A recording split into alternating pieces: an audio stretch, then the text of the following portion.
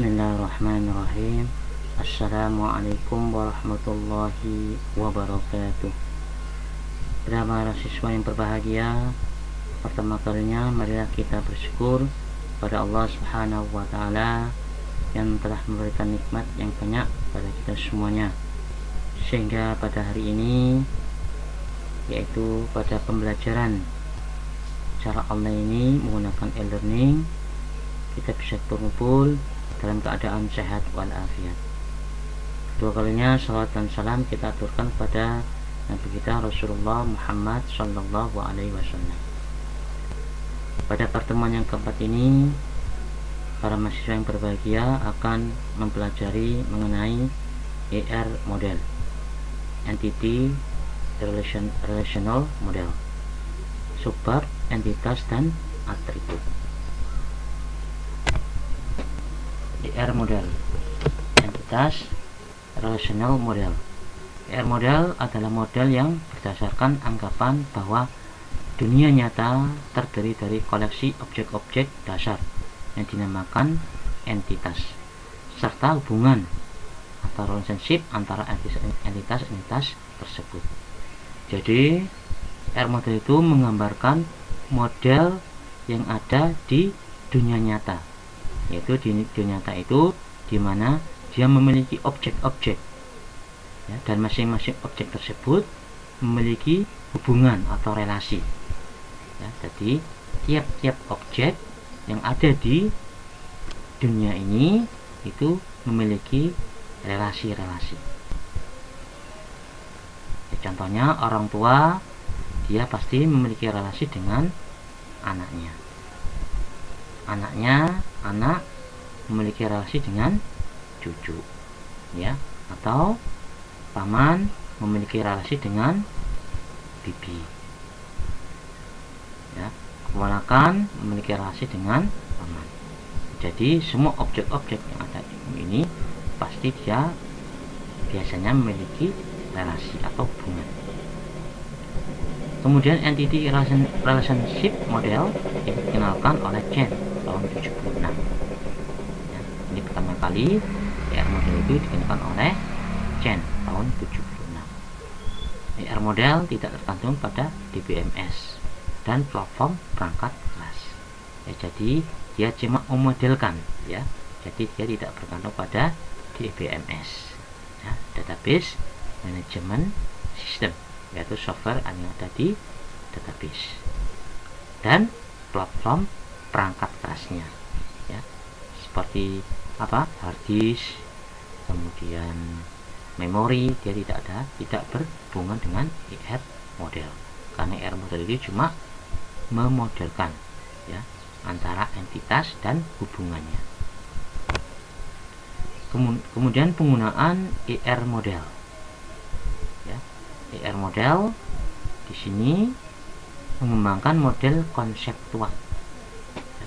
Secara konsep itu dimodelkan, kemudian menjelaskan struktur basis data, ya. Jadi struktur basis data itu bisa dijelaskan menggunakan ER model, kemudian memberikan gambaran kepada pengguna terhadap data. Jadi pengguna itu bisa tahu, ya, gambaran struktur datanya seperti apa. Itu bisa menggunakan ER model. Kemudian 3 komponen ER model, ya, yang pertama ada entity, kemudian ada atribut sama relasi, ya. Untuk yang dua ini, ya, entity dan atribut, kita bahas pada pertemuan kali ini. Ya, untuk relasi kita bahas pada pertemuan berikutnya. Pertama adalah entity atau entitas. Entitas atau entity adalah objek yang dikenai oleh basis data. Ini objeknya. Objek yang dikenai itu apa? Ya, pada basis data itu namanya entity, objeknya. Kemudian entity dapat berupa, ya, berupa fisik, jadi sesuatu yang bisa dilihat. Contohnya mahasiswa, pasien, kendaraan. Ini sesuatu yang bisa dilihat. Atau entity berupa konsep atau logik, sesuatu yang tidak bisa dilihat secara mata, ya. Bisa pekerjaan, mata kuliah, kursus, Nah, kemudian simbol dari entity itu adalah segi 4. Ini simbolnya entity berupa segi 4.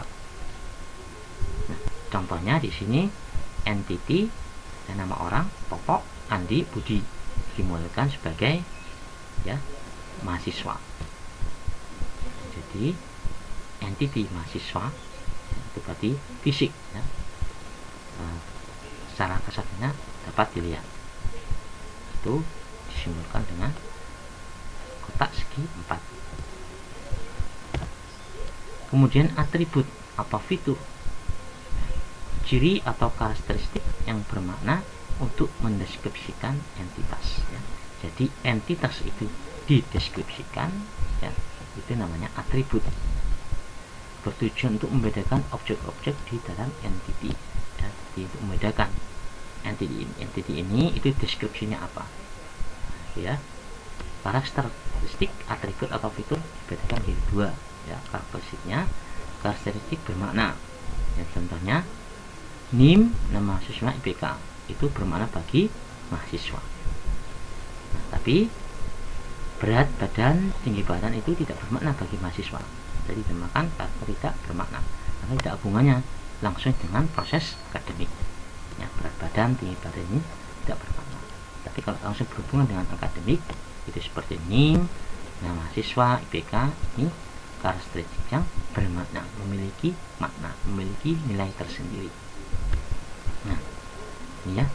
Namun NB ini 3 badan dan berat badan menjadi karakteristik yang bermakna bagi entity petinju. Nah, ini ya. Kalau petinju dia bermakna.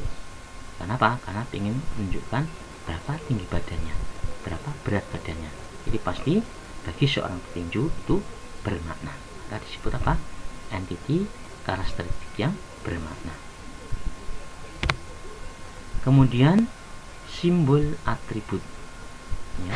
Nah, simbol atribut tadi kalau entity itu simbolnya kotak segi 4. Nah, kalau atribut atau fitur itu simbolnya elips ya, elips dan dihubungkan dengan entity melalui garis ini ya. Nah, ini entity, kemudian entity memiliki beberapa atribut atau beberapa deskripsi. Ini contohnya mahasiswa memiliki atribut atau fitur NIM, kemudian ada nama mahasiswa, ada IPK ya. Ini entity dari mahasiswa. Kemudian jenis-jenis atribut. Nah, jenis atribut itu ada 5 ya. Atribut sederhana, atribut komposit, atribut tunggal, atribut bermakna ya, jamak maksudnya banyak, jamak, atribut turunan.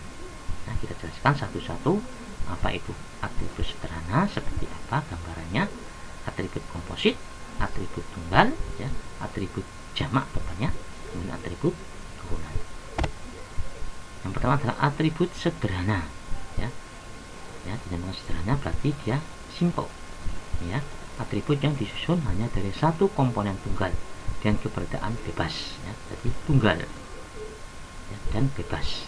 Atribut sederhana tidak dapat dibagi lagi ke dalam atribut yang lainnya ya. Jadi atribut sederhana itu tunggal, dia tidak bisa dibagi lagi ke atribut yang lainnya.